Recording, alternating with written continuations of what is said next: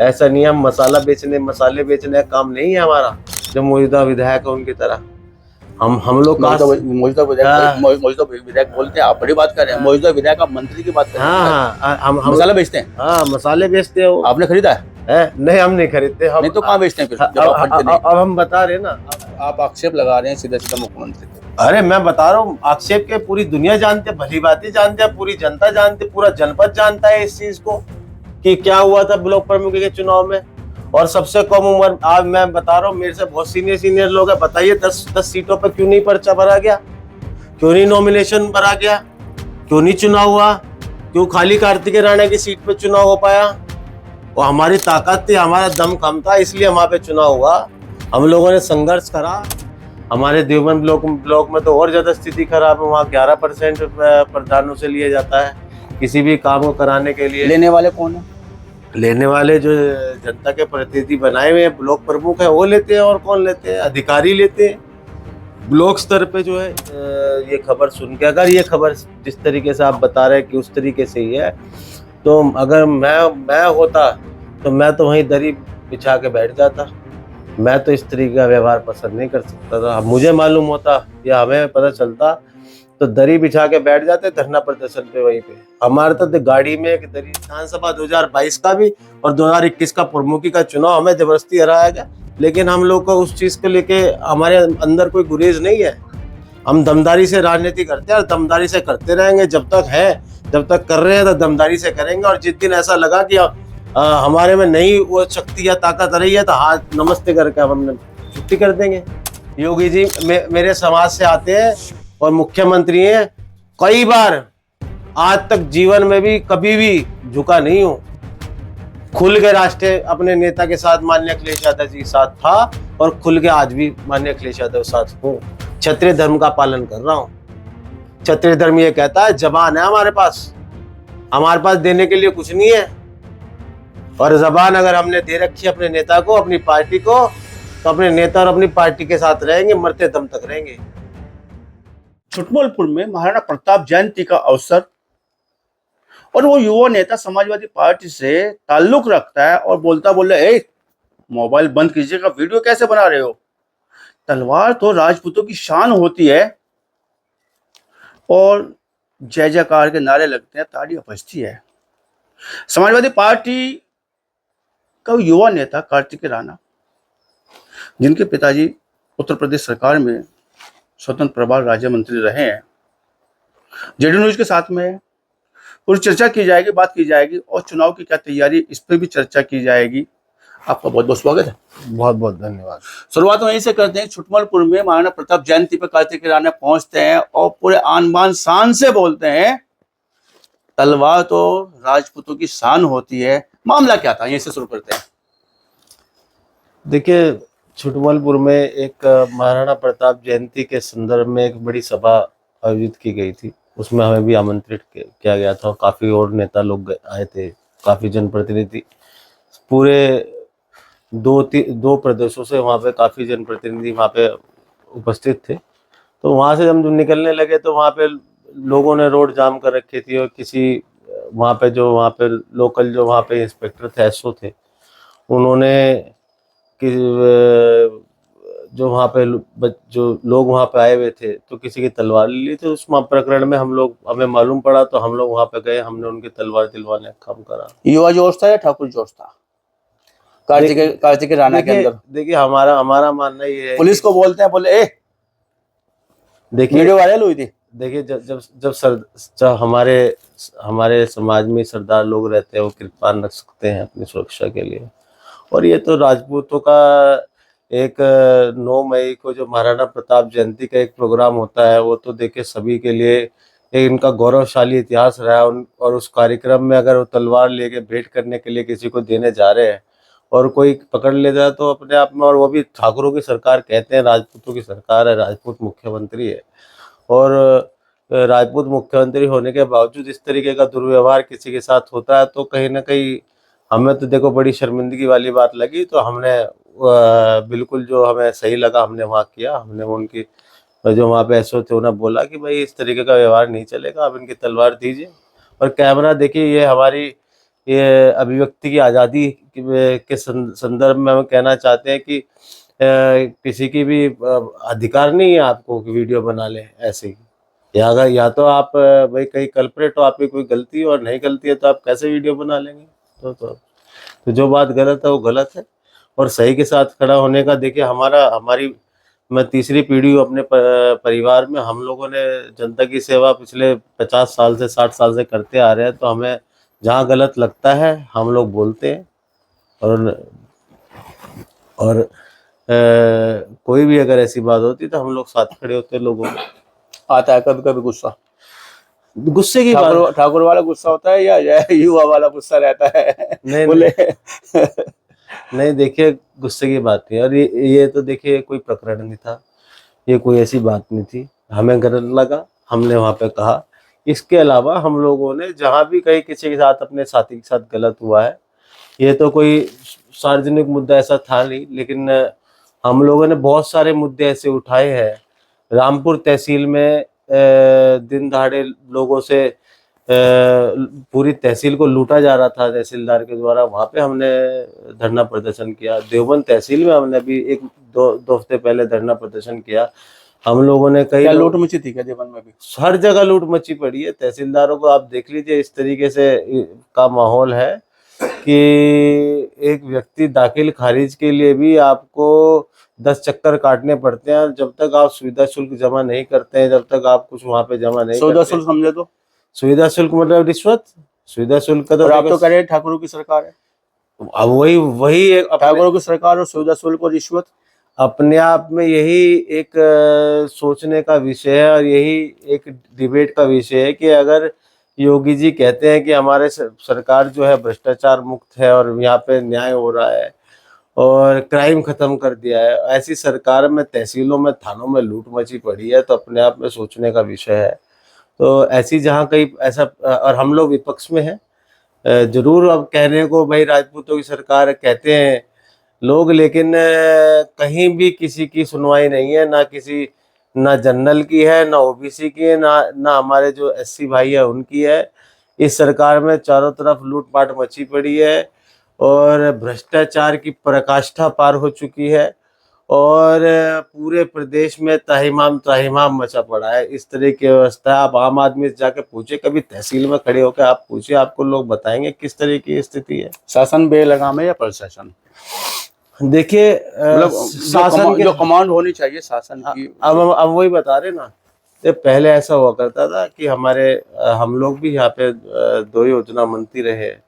हमारे पिताजी ने लोग जनता की सेवा की, और वहाँ पे उनपे लगभग 7 से 8 पोर्टफोलियो, अलग अलग विभाग उनके पास रहे। RES के मंत्री रहे हैं वो, IT, वुमेन्स वेलफेयर, कल्चरल और ट्रांसपोर्ट, कई ऐसे बड़े पोर्टफोलियो उनके पास रहे। हमने अपनी सरकार में ये देखा है कि थाने तहसील में आम आदमी को काम कहाँ पड़ता है, थाने में पड़ेगा, तहसील में पड़ेगा, ब्लॉक में पड़ेगा।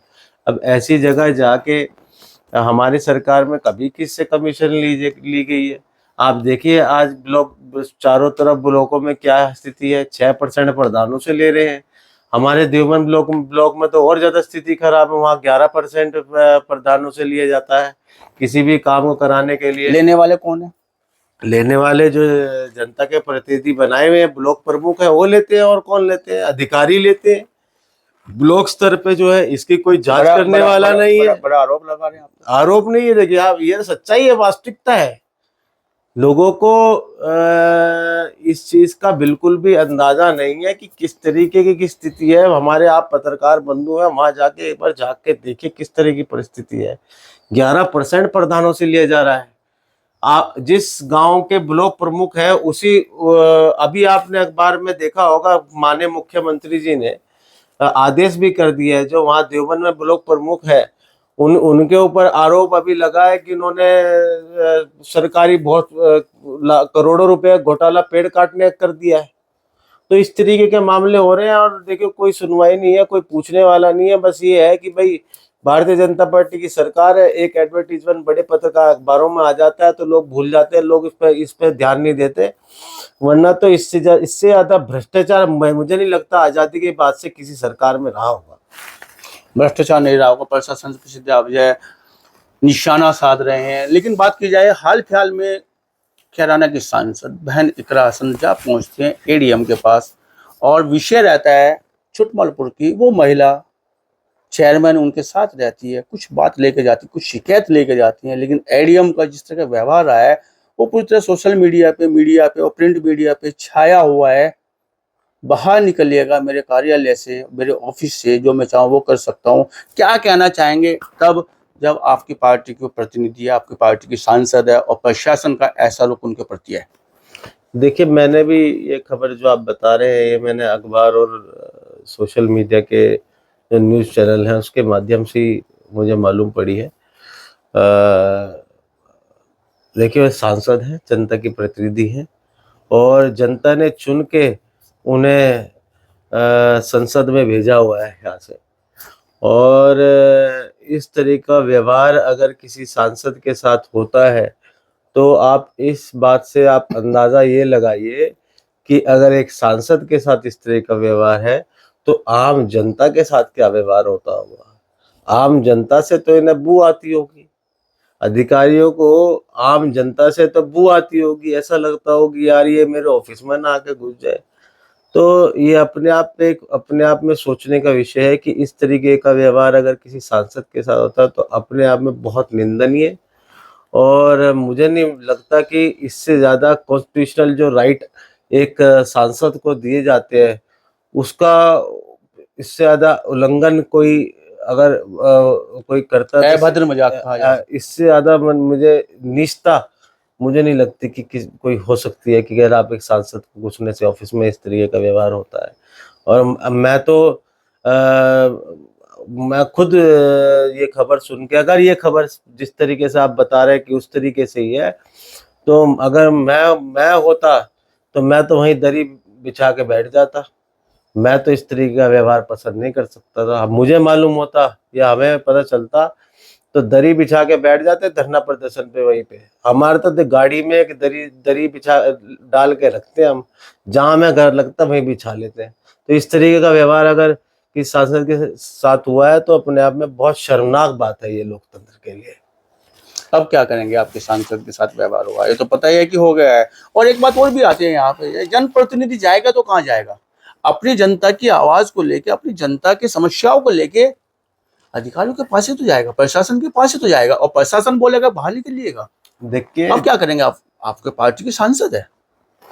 देखिए, इस पूरे प्रकरण में हम लोग उनके साथ हैं और उसकी शिकायत उन्होंने माननीय उच्च अधिकारियों से भी करी है। कहीं ना कहीं मुझे लगता है कि कार्रवाई होनी चाहिए, और नहीं कार्रवाई होती है तो हम लोग सांसद के साथ मिलकर निश्चित रूप से इस पूरे प्रकरण को पूरे जोरों शोरों से सड़क तक लेके जाएंगे।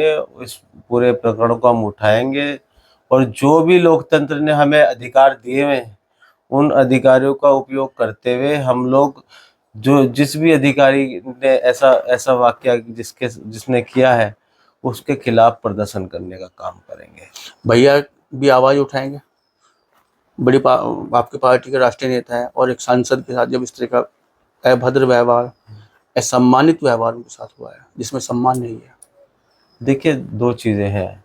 अब अगर इसकी जड़ तक आप जाए कि ऐसा व्यवहार क्यों हुआ, क्यों हुआ और क्यों नहीं होना चाहिए था। जी। पहली बात, मुझे जो लगता है हुआ इसलिए कि आज की तारीख में जो सरकार की नीति है, जो भारतीय जनता पार्टी की सरकार प्रदेश में और केंद्र में है, वो नीति चल रही है हिंदू मुसलमान पे। जी। वो चल रही है हिंदू मुसलमान के बीच में जितनी खाई पैदा कर दी जाए उतनी बढ़िया है। जी। तो उस नीति के आधार पे पहला इसलिए नहीं उन्हें हो सकता है कि ऐसे सम्मान दिया गया कि लोगों को लगता है कि यार ये उस समाज से आते हैं, मुस्लिम समाज से आती है, तो सम्मान के, मुस्लिम भी हो गए, समाजवादी पार्टी के सांसद और समाजवादी पार्टी की सांसद होगी, सम्मान के हकदार नहीं है। पहला। और दूसरा, सम्मान क्यों होना चाहिए था? पहली बात तो सम्मान इसलिए होना चाहिए था अगर वो मुस्लिम समाज से हैं हमारे और समाजवादी पार्टी विपक्ष की पार्टी चाहते हैं, उन्हें ज़्यादा सम्मान मिलना चाहिए था। माइनॉरिटी है, पहली बात उन्हें सम्मान ज़्यादा मिल रहा है। दूसरा, वो महिला है महिला होने के नाते उन्हें ज्यादा सम्मान। सुशिक्षित और सुसभ्य भी है। हाँ, तो ये आप जी। आपकी आपकी जो नीति है महिलाओं को लेके, जो आप कहते हैं महिला सुरक्षा की बात करते हैं, महिला सम्मान की बात करते हैं, तो ये तो इसके बिल्कुल विपरीत है जो आपने किया है। तो इस तरीके का अगर प्रकरण होता है तो मेरे हिसाब से उससे ज़्यादा शर्मनाक बात कोई हो नहीं सकती। और अगर इस पे कोई कार्रवाई नहीं होती है, सरकार नहीं लेती है या उच्च अधिकारी नहीं लेते, तो समाजवादी पार्टी के लोग उनके सम्मान के लिए जो भी कुछ किसी भी हद तक जाना पड़े हम लोग जाएंगे और प्रदर्शन करेंगे और जो भी अधिकारी है उसे सजा दिलाने का काम करेंगे। कार्तिक, आपने जो दरी की बात की है, धरना प्रदर्शन की बात की है, बैठ जाने की बात की है, प्रमुख का चुनाव था और दरी बिछी हुई थी कार्तिक राणा की। क्या लगता है कि जो सुनवाई नहीं हो पाई या नहीं हो पा रही आप लोगों की? दरी तो तब भी आपने बिछाई थी। देवन की मैं बात कर रहा हूँ। हाँ, देखिए मैं आपको बताना चाहता हूँ, जब मैं प्रमुखी लड़ा था सन था 2021। उस समय मेरी उम्र थी लगभग 27-28 साल हो गई मेरी। और मेरे जिले में, जिस जनपद में बहुत सारे नेता लोग हैं, सब मेरे से बड़े हैं, सीनियर हैं, और सब ने का एक अपना एक्सपीरियंस रहा है। 2021 में 12 ब्लॉक यहाँ पे जनपद 11 ब्लॉक जनपद सहारनपुर में थे और 11 ब्लॉकों में से 10 ब्लॉकों में पर्चे खारिज हो गए थे और 10 ब्लॉक में पर्चे खारिज कर दिए गए थे। अगर एक ब्लॉक में कोई पर्चा नॉमिनेशन रहा था वो आपका देवबंद ब्लॉक था। और नॉमिनेशन के बाद चुनाव में भी हम लोग के पास लगभग 78 वोटें थी 105 में से। बाकी 27 वोटें विपक्ष के, जो सामने जो पार्टी थी उनके पास थी। हम लोग का पूरे प्रदेश में सबसे लेट अगर ऐलान किसी सीट का हुआ वो आपके देवबंद सीट का हुआ। हमारे साथ लगभग ज़्यादा लेके कम से कम 50,000 लोग, आप लोगों ने वहाँ मीडिया बंधु सब थे, 50,000 लोग हमारे समर्थन में वहाँ सड़कों पे थे। हम लोगों ने लोगों की सेवा करी है पहले से ही, हम लोग 3 पीढ़ी से करते आ रहे हैं। हमारा कोई ऐसा नहीं है हम मसाले बेचने का काम नहीं है हमारा, जो मौजूदा विधायक है उनकी तरह। हम लोग मौजूदा विधायक बोलते हैं, आप बड़ी बात कर रहे हैं। मौजूदा विधायक आप मंत्री की बात कर रहे हैं। हाँ, हम मसाला बेचते हैं। हाँ, मसाले बेचते हैं। आपने खरीदा है? नहीं, हम नहीं खरीदते। हम नहीं तो कहाँ बेचते हैं फिर? अब हम बता रहे ना आपको, अब तो बड़ी बात कर रहे हैं। हाँ, एक मंत्री के लिए सम्मान वही बता रहे हैं ना हम आपको। हम लोग काश्तकार लोग हैं, हमारा 500 बीघे गन्ना हमारा मिल में गिरता है, हमें कभी जरूरत नहीं पड़ी। और हम लोगों ने कभी भी, हम जो लोगों के लिए सेवा, हमारे जो बड़ बाबा थे वो 108 गांव के चौधरी थे, वो लोगों के फैसले कराया करते थे। हमारे बाबा विधायक का चुनाव लड़े, प्रमुख रहे एक बाबा जो हमारे पिताजी प्रमुख, माता प्रमुख रही हैं। हमारे पिताजी 2 बार विधायक रहे, मंत्री रहे। उन्होंने 2002-3 में माननीय मुलायम सिंह यादव जी की सरकार बनवाई। तो हम लोग उस तरीके के लोग हैं, हम लोग मसाले नहीं बेचते। तो हम लोग, हमारे प्रमुख के चुनाव में जो आप ये मान के चलिए कि योगी जी को एड़ी चोटी के जोर लगाने पड़ गए थे हमें हराने के लिए। 5 बजे हमारा ऐलान हो गया था जीतने का, अनाउंस हो गए थे हम लोग बकायदा कि जो श्रीमती नीतिशा राणा है वो जीत गई थी। लेकिन उन्होंने दोबारा वहां से SB सिंह यहाँ पे एक ADM थे, उन्हें भेजा। DM साहब ने मना कर दिया था ऐलान करने के लिए, भीड़ बहुत थी हमारे साथ, पब्लिक बहुत थी। और मेरठ, मुजफ्फरनगर, गाजियाबाद तक की फोर्स बुलाई गई। 5,000 पुलिसकर्मी, RAF और PSC बुला के लोगों पे, 50,000 लोगों पे लाठी चार्ज करा गया। तब जाके वो एक ब्लॉक की चुनाव जीते हैं, मुख्यमंत्री के 2 से 3 बार हस्तक्षेप करने के बाद जीते। तो हम तो अपने आप में वही अपनी जीत मानते हैं कि मुख्यमंत्री को अपना एड़ी चोटी के गाजियाबाद तक की पुलिस बुलानी पड़ेगी हमें हराने के लिए। तो बताइए कौन जीता है इसमें? ठाकुरों की सरकार है और ठाकुर को हराने के लिए मुख्यमंत्री को इन्वॉल्व होना पड़ा, आप ये कहना चाह रहे हैं? देखिए, हम खाली अपने समाज के लिए तो देखो जहाँ कहीं होती है हम लोग खड़े होते ही है, जरूरत होती है। नहीं, और आप आक्षेप लगा रहे हैं सीधा सीधा मुख्यमंत्री पे। अरे मैं बता रहा हूँ, आक्षेप के पूरी दुनिया जानती है, भली भांति जानती है, पूरी जनता जानती है, पूरा जनपद जानता है इस चीज को कि क्या हुआ था ब्लॉक प्रमुख के चुनाव में। और सबसे कम उम्र, आज मैं बता रहा हूँ, मेरे से बहुत सीनियर लोग हैं, बताइए 10 सीटों पर क्यों नहीं पर्चा भरा गया, क्यों नहीं नॉमिनेशन भरा गया, क्यों नहीं चुनाव हुआ, क्यों खाली कार्तिकेय राणा की सीट पे चुनाव हो पाया। वो हमारी ताकत थी, हमारा दम कम था, इसलिए वहां पे चुनाव हुआ। हम लोगों ने संघर्ष करा और चुनाव हारने के बाद भी संघर्ष करा। विधानसभा में भी हमारे साथ ऐसे ही हुआ, लेकिन हम लोग आज भी, हमारा मोरल हाई है। हम लोग बहुत कम वोटों से हारे और दोनों चुनाव है, विधानसभा 2022 का भी और 2021 का प्रमुखी का चुनाव हमें जबरदस्ती हराया गया। लेकिन हम लोग को उस चीज को लेके हमारे अंदर कोई गुरेज नहीं है। हम दमदारी से राजनीति करते हैं और दमदारी से करते रहेंगे, जब तक है, जब तक कर रहे हैं तो दमदारी से करेंगे। और जिस दिन ऐसा लगा कि हमारे में नहीं वो शक्ति या ताकत रही है तो हाथ नमस्ते करके हम छुट्टी कर देंगे। नमस्ते किसे करोगे, जनता को, राजनीति को? राजनीति को नमस्ते करते हैं, समाज सेवा से तो हम हट ही नहीं सकते। हम लोग जब तक करेंगे, हम लोग दमदारी से करेंगे और दमदारी से ही हमने राजनीति आज तक हमारे परिवार ने करी और दमदारी से हम लोग करते रहेंगे। कार्तिक, अभी आपने कहा कि 2 चुनाव में जो मुझे हराया गया, चाहे बात विधानसभा चुनाव की रही हो, 2022 की बात रही हो, प्रमुख के चुनाव की दरी तक बिछाई आपने, और आप कह रहे हैं कि कई जनपदों की फौज बुला ली गई थी। 2027 टारगेट आपके सामने, तैयारी फिर से आप कर रहे हैं, फील्ड में आप जा रहे हैं। क्या लगता है कि चुनाव जीत पाएंगे जब आपके साथ पहले अनुभव अच्छे नहीं रहे हैं? देखिए, टिकट मिल जाएगा, पहले तो सवाल ये करते हैं। देखिए ये बात सुनिए, टिकट की बात तो देखिए वो सब नेता की है, हमारे वो नेता हमारे राष्ट्रीय अध्यक्ष है। हमने ना तो 2022 में टिकट मांगा, हमने अभी आपको बताया कि हम जो राजनीति करते हैं हमें जरूरत नहीं है।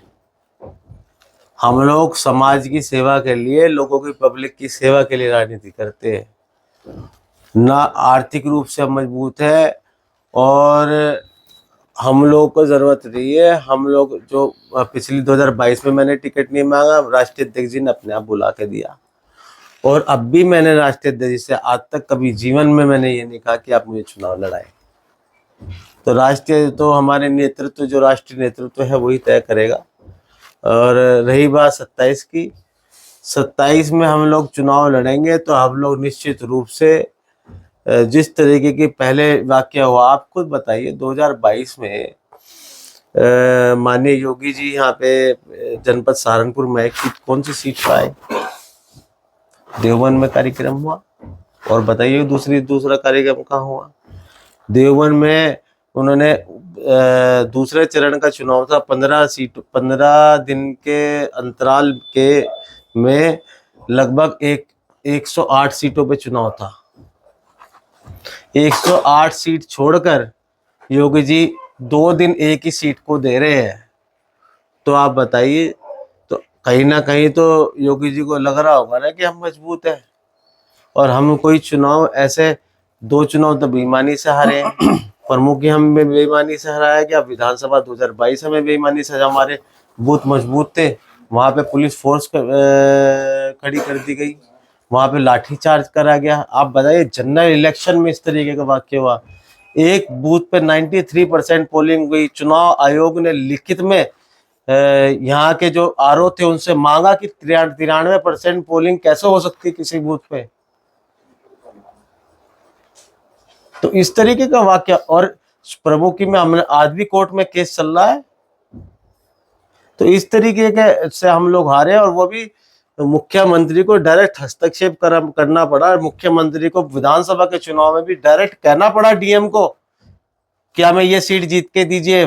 डीएम के द्वारा और प्रशासनिक अधिकारी के द्वारा वहां पे पुलिस फोर्स लगवाएगी, वहां पे झगड़ा करवाया गया, लाठी चार्ज करवाया गया, और तब जाके हम उनसे 3,500 वोट से हारे हैं। मामूली अंतर था, सही कह रहे आप, मामूली अंतर। और विधानसभा जो पहला हमने विधानसभा हारे थे वो 2,500 वोट से हारे थे हम। सबसे कम उम्र, आप बताइए मेरी उम्र का कौन नेता है यहाँ पे जो टक्कर ले रहा प्रशासन से या सरकार शासन से? कौन टक्कर ले रहा है?